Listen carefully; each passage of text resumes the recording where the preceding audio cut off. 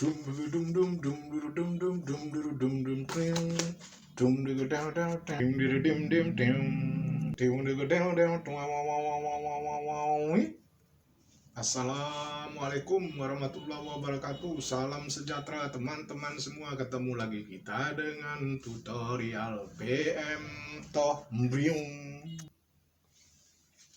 Kali ini kita akan membahas masalah gesture atau gerak-geri tangan, gerak-geri kepala, ke kiri, ke kanan, ke atas, ke bawah, telinga, pokoknya gesture. Bagaimana memanfaatkan gesture secara maksimal, memanfaatkan gesture sehingga bernilai artistik yang tinggi. Nah, teman-teman semua, nikmati channel saya ini, tolong subscribe, masih gratis subscribe. Berlari.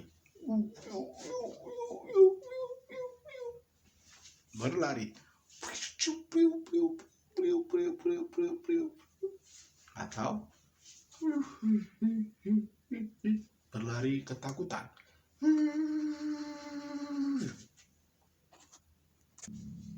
Nah, hanya dengan memanfaatkan tangan dan gesture kepala, mungkin juga bahu dan lain sebagainya, akan saya coba peragakan sebuah cerita secara improvisasi.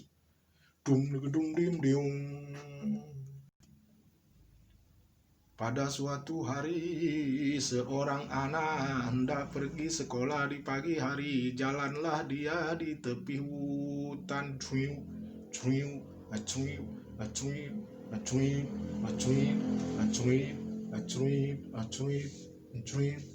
Tiba-tiba dia berhenti. Perasaannya kok tidak enak. Lalu dilihat ke belakang. Rupanya ada seekor harimau sedang melihatnya dan hendak mengejarnya. Si anak segera berlari ketakutan. Dicarinya pohon. Ketemu dia satu pohon, langsung dimanjatnya.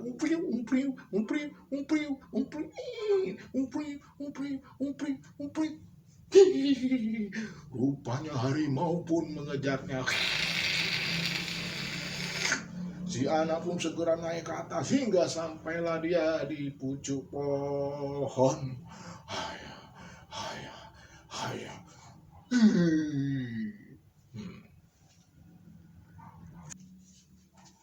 Saya ulangi adegannya. Suatu hari seorang anak hendak pergi ke sekolah. Berjalan dia di tepi hutan.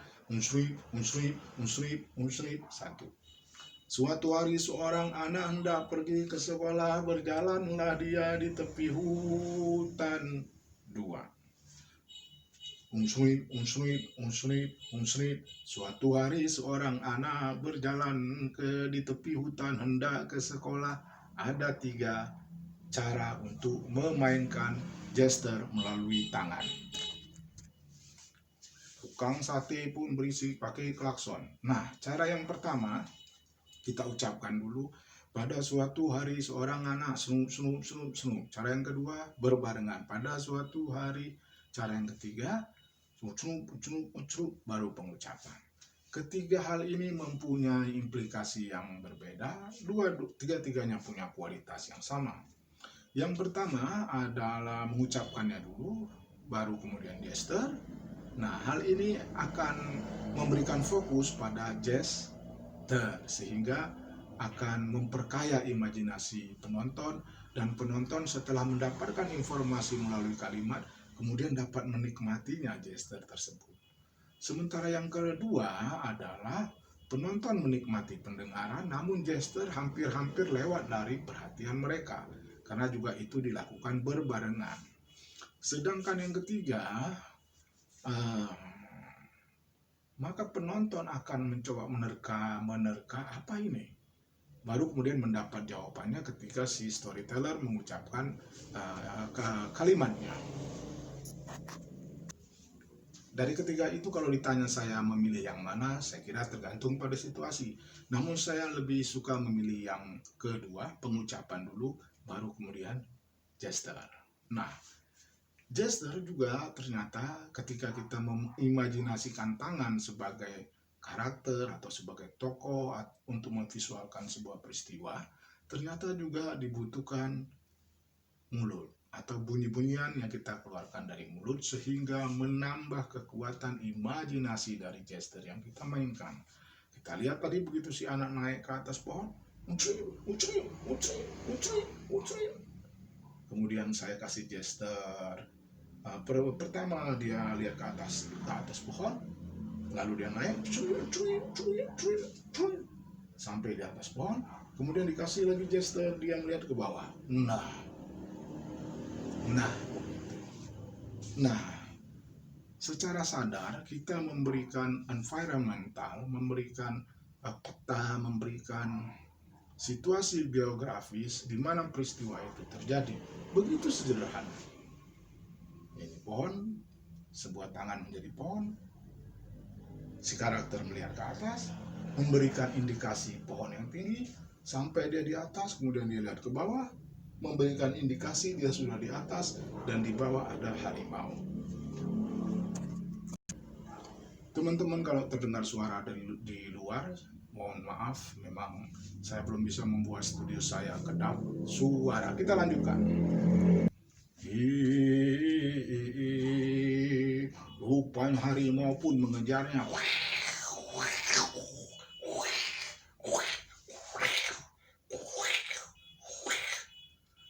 Si anak di atas pohon gemetaran.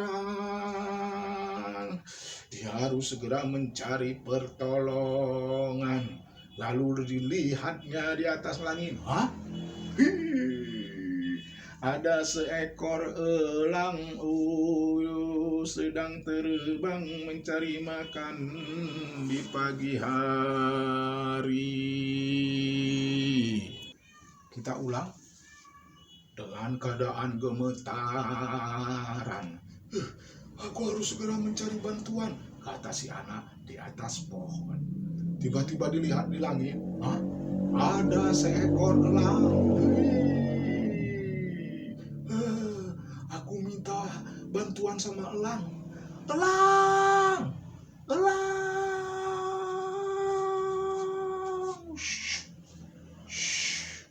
Seekor elang ketika terbang mendengar ada teriakan memanggil dirinya. Elang! Ada yang meminta bantuanku. Di mana ya? Oh, itu di atas pohon. Elang pun segera terbang turun mendekat. Kemudian dia pun hinggap. Plek. Nah, teman-teman semua, kita ulang kejadiannya dari si anak. Kemudian saya mainkan elang. Kemudian saya pun melakukan transformasi dari seorang storyteller menjadi seekor elang. Nah, begitulah teman-teman, dengan tangan saja kita bisa mengimajinasikan segala hal, sehingga kemudian juga membangkitkan imajinasi para penonton. Imajinasi adalah sarana untuk membuka pikiran-pikiran yang sudah kadaluarsa. Melalui imajinasi, alternatif-alternatif berpikir akan terbuka. Melalui imajinasi, kenyataan dilihat secara berbeda. Disinilah fungsi dan kekuatan memainkan gesture secara imajinatif.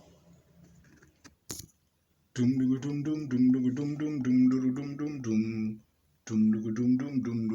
dum dum. Nah, kita sambung dari elang. Elang pun kemudian turun. Nah, kita kasih dialog sedikit. Hai kawan, kenapa kau pagi-pagi sudah manjat pohon? Kawan, aku bukannya manjat pohon. Coba kau lihat itu di bawah, ada apa? Si burung pun melihat ke bawah. harimau. Ih, sekarang aku mengerti, kawan. Kenapa engkau begitu ketakutan? Apa yang bisa kulakukan untukmu? Kawan, tolonglah aku. Bawa terbang aku sampai ke sekolahku sana. Baiklah kawan. Maka singkat cerita, si burung pun segera mengangkat si anak tadi, dibawa terbang tinggi. Blum, blum. Sampainya di atas sekolah, didaratkan si anak di atap sekolah.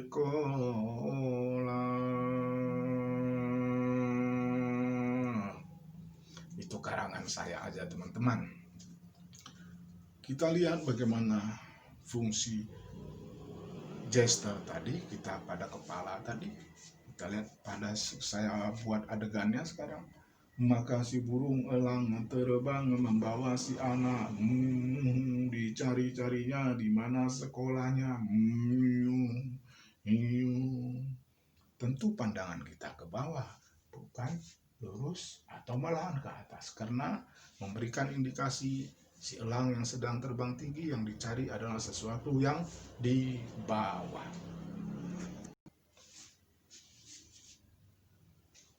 Gesture tangan terutama bisa memvisualkan apa saja. Saya sering menonton teman-teman bercerita, biasa memulai cerita pada suatu pagi ketika matahari, selalu matahari membuat gerakan yang seperti ini. Namun bisa digunakan dengan 3 teknik tadi. Apakah matahari bersinar, atau matahari bersinar indah sekali, kasih suara sedikit, atau matahari bersinar indah sekali.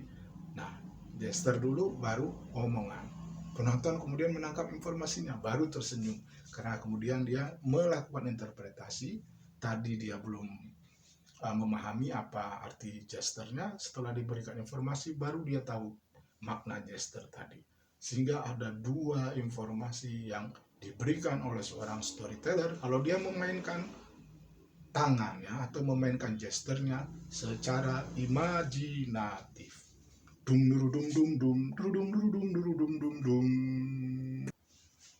Jadi misalnya berlari bisa begini, ya kan?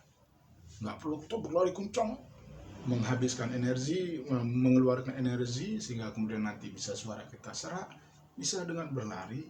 Kalaupun berlari ketakutan, kita bisa dengan 1 tangan saja. Tangan alat visual. Tangan membangkitkan imajinasi. Tugas seorang storyteller membangkitkan imajinasi untuk menghidupkan cerita. Dengan demikian, imajinasi tersebut juga menjangkitkan imajinasi penonton, membuka cakrawala berpikirnya, membuka daya fantasinya, membawa dia ke dalam dunia imajinasi, sehingga kemudian timbullah kecerdasan. Timbullah pengalaman melalui cerita yang dihayatinya melalui pikiran, dihayatinya melalui perasaan. Sehingga dengan demikian penonton mengenal bagaimana manusia, mengenal bagaimana kehidupan, mengenal bagaimana dunia di luar dunia kenyataan. Dengan demikian, cerita atau dongeng memberikan alternatif berpikir, memperkaya imajinasi yang sangat dibutuhkan oleh bangsa ini untuk mengubah keadaan menjadi lebih baik lagi. Dan itu bisa kita kerjakan dengan sederhana melalui permainan gesture. Terima kasih. Jangan lupa subscribe. Wabillahi taufiq wal hidayah. Wassalamualaikum warahmatullahi wabarakatuh.